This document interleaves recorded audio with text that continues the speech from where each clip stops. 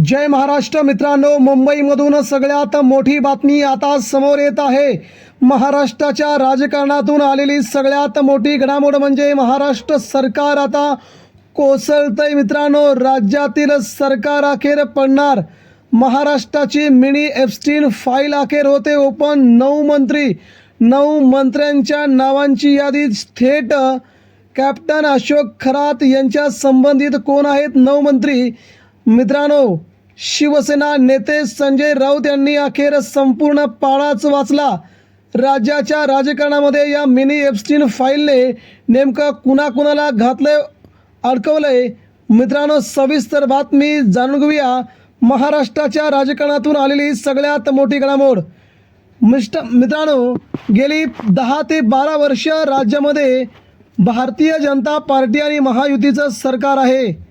विरोधकांना चारी मुंड्या चित करत यांनी सरकार आपल्या स्वतःच्या बळावरती हुकुमशाहीप्रमाणे वागवण्याचा जो प्रयत्न केला तो आता कुठेतरी हाणून पाडण्यात यश येतंय। नवे तर त्यांच्याच नेत्यांनी सरकार आता पडणार या सगळ्या दाव्यामध्ये संजय राऊत यांनी सगळ्यात मोठे 3 दावे केलेत।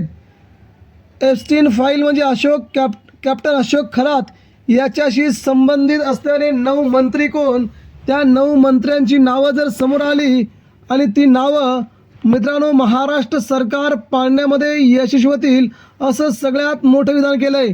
संजय राऊत हे कधी पुराव्यानिशी बोलतात, कधी अशा प्रकारचं भाष्य ते करत नाही जे अंगलट येईल। त्या प्रकारे आज देवेंद्र फडणवीस यांनी कॅप्टन अशोक खरात प्रकरणाची CBI चौकशी लावली, SIT चौकशी बसवली। या चौकशी पाठीमागे सत्ताधारी लोक, सत्ताधारी आमदार, सत्ताधारी मंत्री, काही महिला आयोगाच्या अध्यक्षा देखील या संबंधित आहेत। यामुळे महाराष्ट्राच्या राजकारणामध्ये सगळ्यात मोठा दावा सध्या संजय राऊत यांनी केला आहे। यामुळे राज्य नेमकं कुणीकडे चाललं आहे, महाराष्ट्रात नेमकं काय होतं आहे असा दावा काल राज ठाकरे यांनी केला होता। यानंतर मात्र आता त्या मंत्र्यांची, त्या आमदारांची नावं समोर येऊ लागलेत। महाराष्ट्रातील देवेंद्र फडणवीस यांनी या प्रकरणाची चौकशी लावली, त्याबद्दल त्यांचं शिवसेना उद्धव बाळासाहेब ठाकरे पक्षातर्फे अभिनंदन केलं आहे।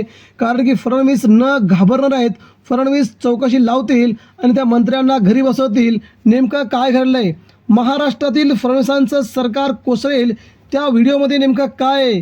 ठाकरेंच्या खासदारांचा दावा। अशोक खरात प्रकरणातील ते 58 व्हिडिओ बाहेर आले तर महाराष्ट्रातील सरकार कोसळेल असा दावा खासदार संजय राऊत यांनी केला आहे। महाराष्ट्राच्या राजकारणात अशोक खरात हे प्रकरण एप्स्टीन फाईल आहे। पोलिसांनी जो पेन ड्राईव्ह जप्त केला आहे त्यात 58 व्हिडिओ आहेत।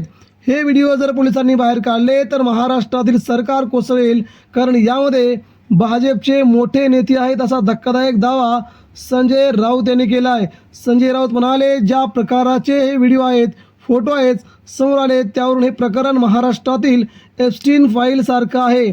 मला असं वाटतंय सत्ताधारी पक्षाचे, एकनाथ शिंदे गटाचे, अजित पवार गटाचे आणि भाजपचे मोठे नेते यामध्ये अडकलेत का आणि अडकले आहेत। 58 व्हिडिओ आहेत, पोलिसांनी ते समोर आणले तर महाराष्ट्रातील सरकार कोसळेल असा सगळ्यात मोठा दावा संजय राऊत यांनी केला आहे। अशोक खरात प्रकरणात राज्य सरकार तसेच महिला आयोगाच्या अध्यक्षा रुपाली चाकणकर यांच्यावरती देखील आरोप करण्यात येत आहेत। रुपाली चाकणकर यांचा राजीनामा 24 तासांच्या आत यायला हवा, अन्यथा महाराष्ट्र सरकारला महागात पडेल असा इशारा विरोधकांनी दिला आहे। रुपाली चाकणकर या अशोक खरातला गुरु मानतात। वर्षभरापूर्वी एका स्थानिक वृत्तपत्राने खरातच्या विरोधात बातमी केली होती तेव्हा चाकणकर यांनी त्या वृत्तपत्राच्या संपादकाला धमकावले होते, तसेच त्याच्याकडून माफीनामा लिहून घेतला होता असे सांगितले जात आहे। त्यामुळे रुपाली चाकणकर त्या कॅप्टन खरात येथे का गेल्या होत्या असा थेट सवाल विचारला जात आहे। एकंदरीत मित्रांनो, मंत्रालयातील बडे अधिकारी, जवळजवळ 50च्या आसपास बडे अधिकारी हे अशोक खरात याच्याशी संपर्क आलेला आहे। महाराष्ट्रातील आमदार, खासदार, मंत्री यांचे देखील काही संबंध लागेबंद या कॅप्टन खरातशी आहेत। त्यामुळे सरकारला आता हे प्रकरण जड जाईल असं सध्या प्राथमिक दर्श दिसतंय। वरवर दिसते हे एवढे प्रकरण सोपे दिसत नाही। हे प्रकरण आतमध्ये जेव्हा बाहेर येईल तेव्हा मात्र महाराष्ट्राच्या राजकारणामध्ये सगळ्यात मोठी खळबळ उडेल. भोंदूबाबा खरातने कोट्यावधींची संपत्ती जमवल्याचं देखील समोर आलंय. जवळजवळ 200 कोटींची संपत्ती आतापर्यंत या बाबांनी जमवली असल्याचा दावा केलाय. आता शिवसेना उद्धव ठाकरेंच्या सुषमा अंधारे यांनी हे प्रकरण हातात घेतलं आहे. हे प्रकरण शेवटी नेणार आणि जे या गुन्ह्यामध्ये आहेत, दोषी आहेत, त्यांना कठोर शिक्षा झाल्याशिवाय माघार नाही, असं सुषमा अंधारे यांनी म्हटलं. त्यामुळे महाराष्ट्रात सरकार कोसळेल का, लवकरच समजेल. धन्यवाद.